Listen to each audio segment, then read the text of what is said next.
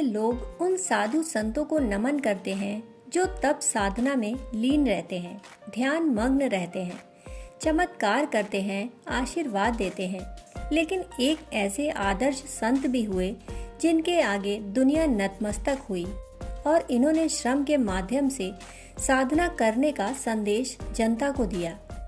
उन श्रम के साधक का नाम बाबा गरीबदास था, जिन्होंने अपनी साधना के दौरान अनेक स्थलों में ऐसे कुओं का निर्माण स्वयं अपने हाथों से किया जिनमें सदैव मीठा जल ही निकला। और वे स्थल जहां पर इन कुओं का निर्माण किया गया, उनके आसपास का क्षेत्र सुरम्य वाटिकाओं के साथ देव स्थल में परिवर्तित कर दिया गया। बाबा गरीबदास जी के पास चमत्कार नाम की कोई चीज नहीं थी। कोई बड़ा यज्ञ अथवा भंडारा उन्होंने कराया हो, ऐसी बात भी नहीं थी। बड़े भारी विद्वान ज्ञानी होने की बात तो दूर, साधारण पढ़े लिखे भी वे शायद ही थे। प्रचलित उपासना या तप की कोई बड़ी साधना भी उन्होंने नहीं की। फिर भी बालक, वृद्ध, नर नारी उनके प्रति सहज श्रद्धा रखने लगे। इसका एकमात्र कारण था उनकी श्रम की साधना। बाबा गरीबदास जी भगवान का नाम हाथ में सुमिरनी लेकर नहीं, बल्कि खुरपी, फावड़ा व गैती कुदाली लेकर जपते थे। इसे ही वे अपनी माला या सुमिरनी कहते थे। भगवान के नाम के साथ साथ वह भगवान का काम भी अपने तरीके से करते। किसी साधु ने सुमिरनी फेर कर कुछ तप शक्ति अर्जित करके किसी का कुछ भला किया हो, इस पर शंका या तर्क वितर्क के लिए स्थान हो सकता है, किंतु उनकी सुमिरनी से एक के बाद एक खुदने वाले कुएं तथा उनके आसपास लगे हुए छोटे छोटे बगीचों के प्रति कोई क्या शंका करे। किसी नई जगह पहुंचने पर बाबा जी कोई ऐसा स्थान चुन लेते थे जहां आसपास थोड़ा खुला स्थान हो तथा सर्वसाधारण के लिए दूर भी न हो, विशेषकर पानी की आवश्यकता जहां हो, ऐसे स्थान पर उनकी धुनी जम जाती। इसके बाद स्थानीय व्यक्तियों के पास से, जिनके पास फावड़ा, कुदाली आदि उपलब्ध हो, मांग लेते।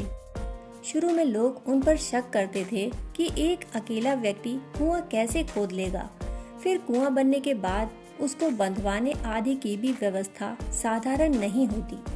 ईंटों व चूने आदि से लेकर कारीगर व मजदूरों तक की व्यवस्था का प्रश्न सामने आ जाता।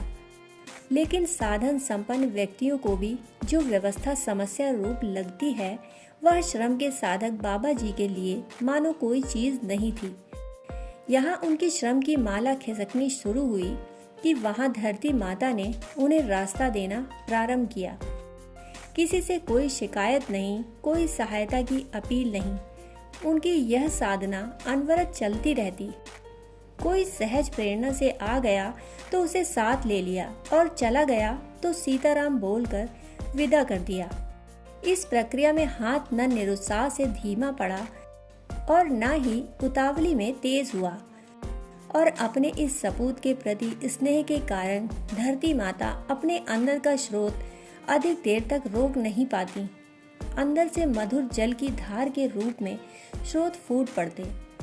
इस तरह अब तक बाबा द्वारा खोदे गए कुओं का जल मीठा ही निकला है। कुएं से जल का स्रोत निकलने के बाद बाबा की मेहनत का रुख थोड़ा बदलता था और भगवान नाम के साथ वे ईंटें बनाने का कार्य शुरू करते। ईंटें भी केवल उतनी ही बनाते जितनी जरूरी होती और देखते देखते ईंटें तैयार होने लगती। एक व्यक्ति के पुरुषार्थ का यह कार्य जब सफलता की ओर बढ़ते हुए दिखता है तो लोगों के अंदर की चेतना को सुप्त नहीं रहने देता।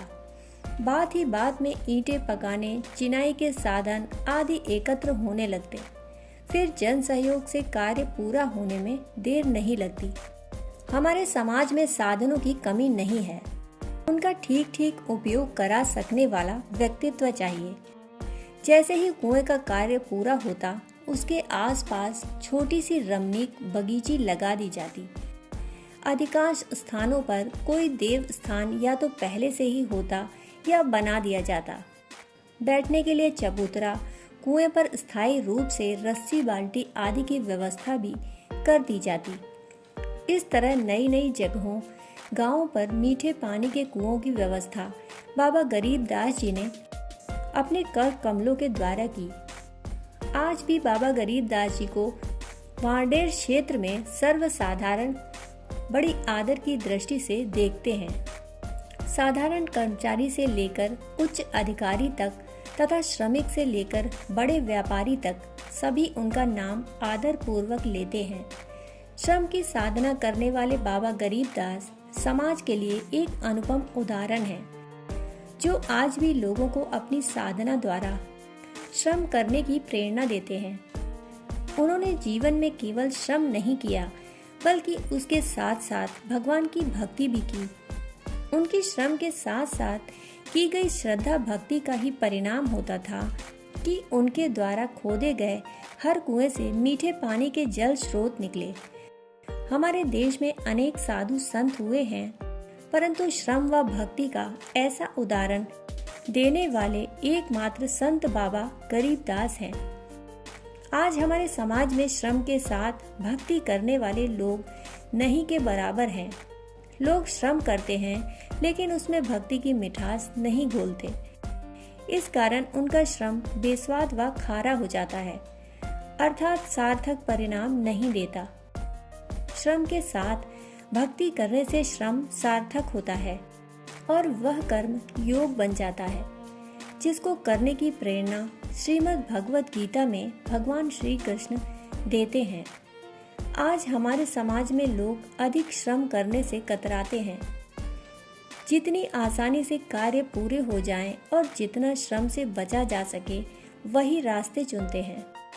इसका परिणाम यह होता है कि श्रम की उपेक्षा करने के कारण लोग तरह तरह की शारीरिक व मानसिक बीमारियों से ग्रसित होते हैं।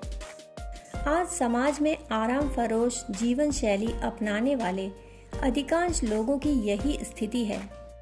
इसलिए जरूरी यह है कि हम श्रम के महत्व को समझें और उसमें भगवत स्मरण की मिठास भी घोलने का प्रयास करें।